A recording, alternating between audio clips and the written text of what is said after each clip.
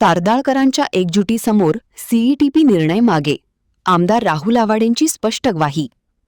हातकणंगले तालुक्यातील तारदाळमधील शेतकरी, ग्रामस्थ आणि लोकप्रतिनिधींनी दर्शविलेल्या विरोधाला मोठे यश मिळाले असून सीईटीपीमधील प्रक्रिया केलेले पाणी तारदाळच्या शेतीसाठी वापरण्याच्या प्रस्तावाला सध्या तरी पूर्णविराम मिळाल्याचे स्पष्ट झाले आहे.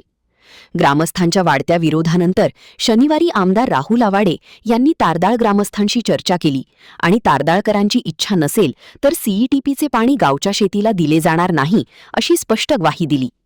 इचलकरंजी परिसरातील सीईटीपी प्रकल्पातून प्रक्रिया केलेले पाणी शेतीसाठी वापरण्याबाबत काही दिवसांपासून चर्चा सुरू होती. मात्र या निर्णयाला तारदाळमधील शेतकरी आणि ग्रामस्थांनी सुरुवातीपासूनच तीव्र विरोध दर्शवला होता. या पाण्यामुळे शेतीच्या सुपीकतेवर तसेच भूजलाच्या गुणवत्तेवर परिणाम होण्याची भीती व्यक्त करत ग्रामस्थांनी बैठका, चर्चा आणि आंदोलन उभारणीच्या माध्यमातून आपली भूमिका ठामपणे मांडली होती. गावात वाढत चाललेली नाराजी लक्षात घेत आमदार राहुल आवाडे यांनी स्वतः पुढाकार घेत ग्रामस्थांशी संवाद साधला. यावेळी ग्रामस्थांनी आपल्या भावना आणि चिंता स्पष्टपणे मांडल्या. त्यानंतर आमदारांनी लोकभावनेचा आदर करत कोणत्याही परिस्थितीत ग्रामस्थांच्या इच्छेविरुद्ध निर्णय घेतला जाणार नसल्याचे स्पष्ट केले. आमदारांच्या या भूमिकेनंतर गावात समाधानाचे वातावरण निर्माण झाले असून शेतकरी वर्गातून त्यांच्या तातडीच्या प्रतिसादाचे स्वागत करण्यात येत आहे. हा केवळ पाण्याचा प्रश्न नव्हता तर गावाच्या स्वनिर्णयाचा आणि भविष्यातील शेतीच्या आरोग्याचा मुद्दा होता, अशी भावना अनेक ग्रामस्थांनी व्यक्त केली. दरम्यान आता गावाच्या संमतीशिवाय सीईटीपी पाण्याबाबत कोणतीही पुढील कार्यवाही होणार नसल्याचे चित्र स्पष्ट झाले असून तारदाळकरांनी लोकशक्तीच्या बळावर महत्वाचा विजय मिळवल्याची भावना व्यक्त होत आहे. महान कार्य न्यूजसाठी बसगुंडा कडिमणी, तारदाळ. तिथल्या प्रोसेसवाल्यांना माहिती होतं की हे धडक योजना अण्णांच्याकडे आहे. मग तिथं ती एक विचार आला की आपण ह्याच्यामध्ये तारदाळमध्ये तो पाणी वापरू शकतो का. आणि अण्णांनी त्या कार्यक्रमामध्ये सांगितलं होतं की तिथल्या शेतकऱ्यांना विश्वासात घेऊन जर त्यांची मान्यता असेल, त्यांना वाटत असेल की बाबा हे पाणी आपल्याला उपयोगी होऊ शकतं, तर आपण त्या ठिकाणी विचार करू. परंतु या विचार करायचा जो विषय होता त्याचा वेगळ्या पद्धतीनं त्याची चर्चा करण्यात आली.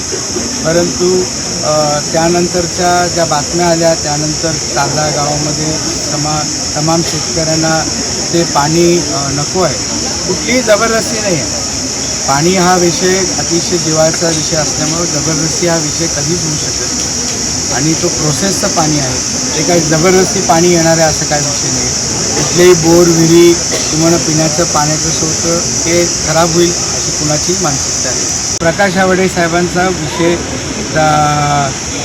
त्यांच्या स्टेटमेंटचा विषय एक वेगळ्या पद्धतीनं त्याला फॅब्रिकेट करून त्याला करायचा प्रयत्न केला.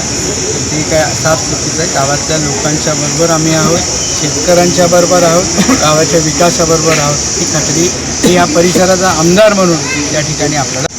तारदाळकरांनी आवाडे कुटुंबियावर आजपर्यंत भरपूर प्रेम केलं आणि याची पोचपावती म्हणून आपल्याला विधानसभेला असू दे, जिल्हा परिषदेला असू दे, त्याची पोचपावती मिळाली.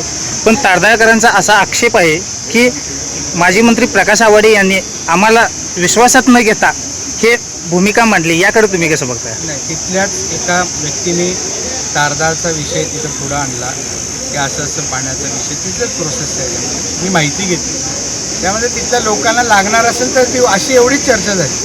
देऊया, जायचंच आहे, घ्यायचंच आहे असा काही विषय झाला. आता जो घेतलेला निर्णय आहे तो अंतिम आहे 100%. आणि भविष्यात तारदाळमध्ये असं काही जर झालं तर आपण शेतकऱ्यांशी, ग्रामस्थांशी चर्चा करून जल जीवनची योजना ह्याच्या फॉरेस्टच्या जागेमध्ये अडकलेली मी, भाऊ आणि प्रसाद कोबडी साहेब त्याच्यामध्ये पाणी आणण्यासाठी तिथले अधिकारी त्या ठिकाणी मदत करत नव्हते. बैठक घेतल्या, पाणी आणायची व्यवस्था केली. या गोष्टी विकासाच्या बाबतीत आणि लोकांच्या हितनेतेच्या बाबतीत कॉम्प्रोमाइज होऊ शकत नाही, कधी होतात.